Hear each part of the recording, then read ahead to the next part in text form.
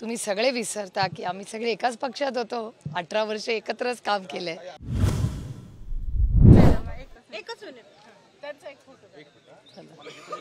Thank you. अहो इकडून जा ना, एवढी जागा आहे.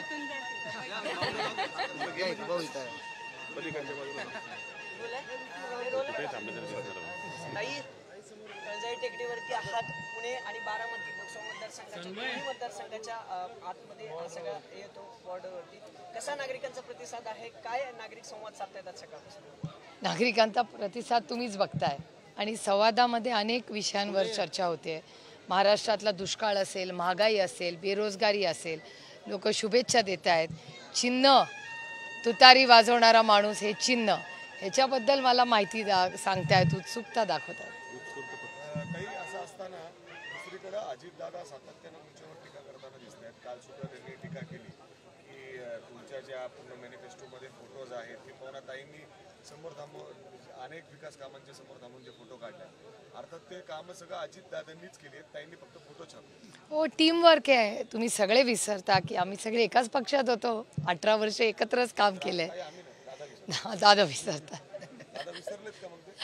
आता हा प्रश्न तुम्हाला त्यांनाच विचारायला लागेल, कारण 17.5 वर्ष एकाच विचाराच्या पक्षात एकत्रच आम्ही काम केलेलं होतं आणि दिल्लीचा फॉलोअप, इथला फॉलोअप, एक टीम म्हणून आम्ही सगळे एकत्रच काम करत होतो.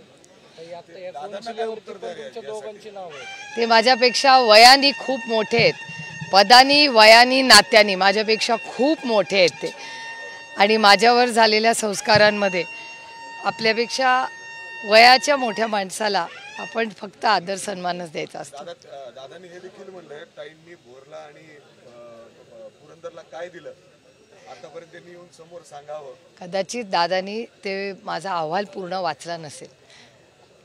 दादांनी हे सुद्धा सांगितलं, मी भोरमध्ये म्हणजे अर्थात तिथल्या लोकांना आश्वासित केलंय की मी MIDC आणेल, आणि दादा एकदा बोलला तर शब्दाचा पक्का आहे असं दादा सुद्धा म्हणले. हो, बरोबर आहे, कारण गेले 18 वर्ष अजितदादा, रणजित शिवतरे, संग्राम थोपटे आणि मी, आम्ही चौघही त्या MIDCच्या साठी प्रयत्न एकत्रपणे करत आलो होतो. आलं तर स्वागतच आहे ना. कुणाला MIDC? माझ्या लोकसभा मतदारसंघात सगळीकडेच MIDC आहेत आणि त्या आदरणीय प्रत्येक फॅक्टरीचं उद्घाटन आदरणीय शरद पवारांनी केलेलं आहे.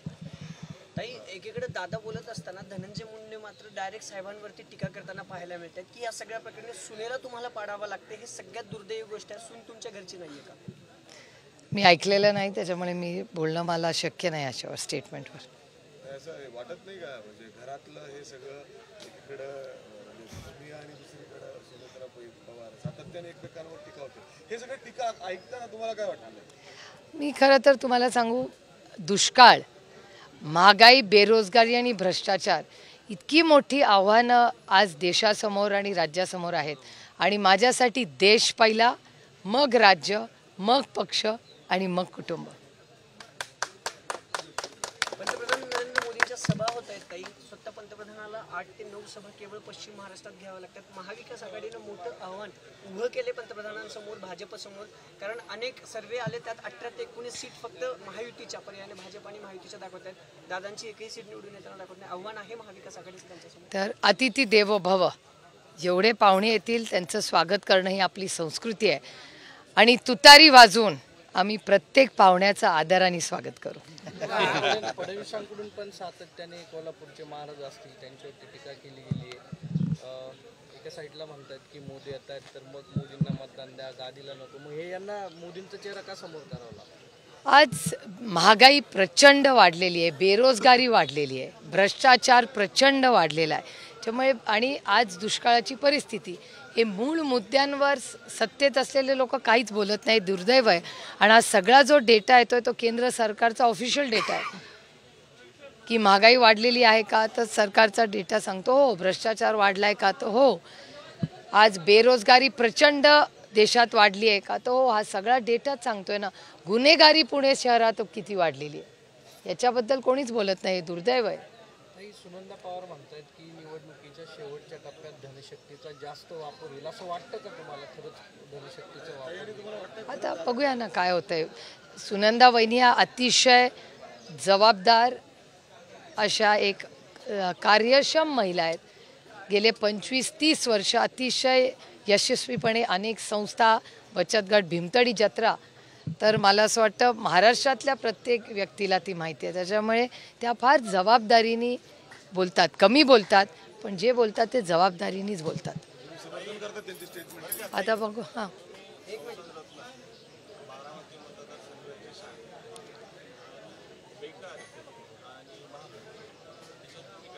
मी सातत्याने बेरोजगारी आणि महागाईवर बोलते. मी संसदेतही गेले 10 वर्ष याचं स्वतः मॉनिटरिंग करते. महाराष्ट्रातल्या इन्व्हेस्टमेंट्स या महाराष्ट्रातच राहिल्या पाहिजेत. फॉक्सकॉन सारख्या 2 लाख नोकऱ्या असणारी फॅक्टरी ही दुसऱ्या राज्यात गेली.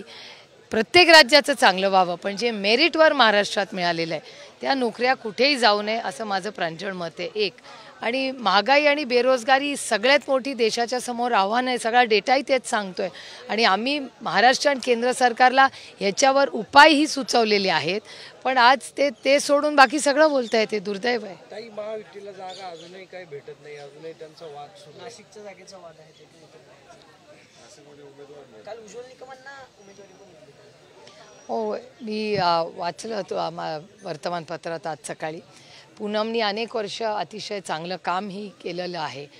आणि प्रमोदजीनी जे संघर्षाचा काळ भारतीय जनता पक्षात होता, त्याच्यामुळे प्रमोद महाजन हे खूप मोठं नाव हे भारतीय जनता पक्ष नाही फक्त, पण महाराष्ट्राच्या आणि देशाच्या राजकारणात राहिलेलं एक खूप मोठं व्यक्तिमत्व. पूनमनीही पार्लमेंटमध्ये असेल किंवा जेव्हा युवा मोर्चाची जबाबदारी होती अतिशय उत्तम काम केलेलं आहे. त्यामुळे एक युवा नेत्याला का तिकीट कापण्यात आलं ह्या प्रश्नाचं उत्तर माझ्याकडे तरी नाही आहे, पण मला आश्चर्य जरूर वाटलं, कारण का एक अतिशय कार्यक्षम लोकप्रतिनिधी म्हणून तिचं काम मी फार जवळून पाहिलेलं आहे. देश विदेशातील प्रत्येक घडामोडींचे लाईव्ह अपडेट मिळवण्यासाठी आता साम टीव्हीच्या सर्व सोशल मीडिया प्लॅटफॉर्मला लाईक, फॉलो आणि सबस्क्राईब करा. तसंच सर्व नोटिफिकेशनसाठी बेल आयकॉन प्रेस करायला विसरू नका.